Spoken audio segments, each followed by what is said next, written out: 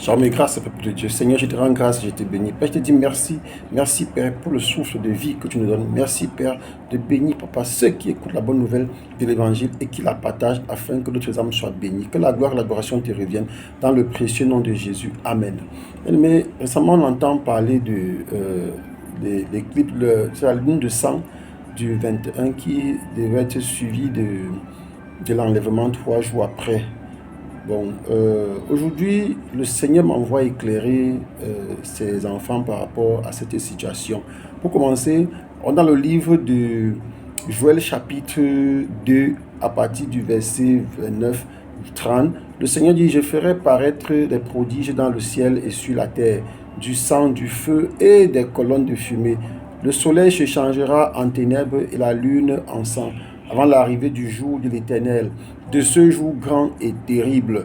Oui, avant l'arrivée de ce jour. Donc, bien aimé, dans le livre de Joël, nous sommes dans l'Ancien Testament, le Seigneur annonçait déjà ce qui devait arriver avant l'arrivée de retour du Seigneur Jésus. Nous sommes ici dans la seconde venue de Christ, le retour du Seigneur Jésus-Christ, qui vient pour nous, ses enfants, pour nous qui avons cru en lui, pour nous qui sommes restés fidèles, pour nous qui avons supporté les humiliations, les moqueries, les insultes, toutes sortes de mauvaises paroles, toutes sortes de coups bas que l'ennemi a placés sur le chemin. Le Seigneur vient pour nous qui sommes restés fermes à la vérité.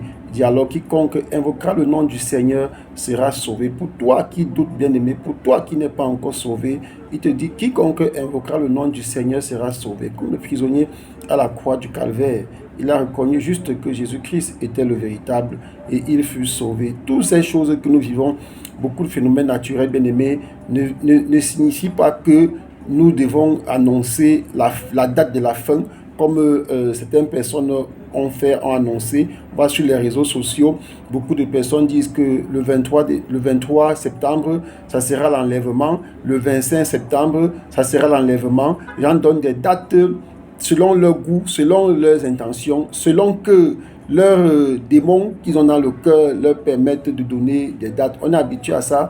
Satan est habitué à donner des dates plusieurs fois comme ça. Et depuis des années qu'il donne des dates, on n'a jamais vu quelque chose. Pourquoi est-ce qu'on n'a jamais vu quelque chose? Parce que le Seigneur, en son temps, avait dit que lui-même ne connaissait pas le moment et que seul le Père connaissait le moment. Alors, dans le livre de Matthieu 24, au verset 29, il dit « Aussitôt, après ces jours de détresse, le soleil s'obscurcira, la lune ne donnera plus sa lumière, les étoiles tomberont du ciel et des puissances des cieux seront ébranlées. » On voit ici que le Seigneur Jésus parle un peu comme une confirmation de ce qu'on a vu dans Joël. Mais cependant, il est important que les gens sachent que les phénomènes naturels que nous vivons ne sont pas forcément liés à la fin des temps. Parce qu'il y a les mêmes phénomènes que nous vivons régulièrement. Il ne faut pas toujours lier ça. Ce n'est pas la première fois que les gens voient la lune rouge chaque année ou bien à d'autres endroits.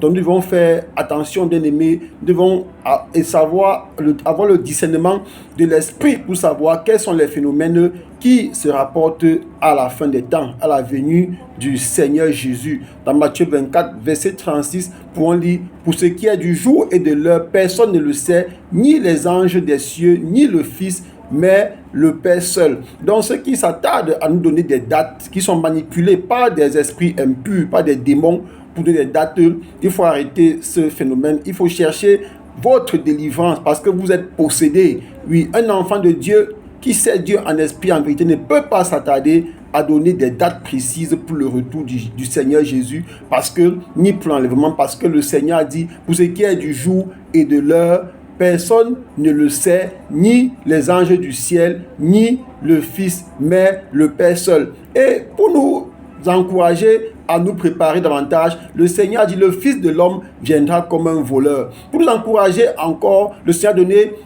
plusieurs paraboles, parmi lesquelles la parabole des vierges folles et des vierges sales et des vierges sages. Donc voilà autant de choses que le Seigneur nous a données pour nous permettre de nous préparer afin que quand le moment sera venu, que nous ne nous retrouvions pas du côté de ceux qui vont aller subir la grande tribulation. Je prie pour toi qui m'écoutes aujourd'hui de faire attention à tout ce que tu écoutes sur les réseaux sociaux. Toujours te comporter comme les chrétiens de Béret. Chaque fois que tu écoutes quelque chose, aller chercher la parole. Oui, aller chercher la parole, aller chercher la Bible ou aller vers des hommes de Dieu expérimentés afin qu'ils t'éclairent sur ce qui se passe et te disent ce qui est vrai.